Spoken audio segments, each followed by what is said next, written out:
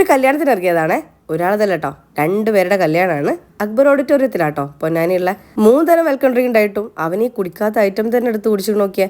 പകുതി കഴിച്ചിട്ട് എൻ്റെ അടുത്ത് തന്നു, ബാക്കി ഞാൻ തന്നെ കുടിക്കണ്ടേ. അങ്ങനെ കുടിച്ചതാ നമ്മൾ അകത്തോട്ട് കയറിയിട്ടുണ്ടേ.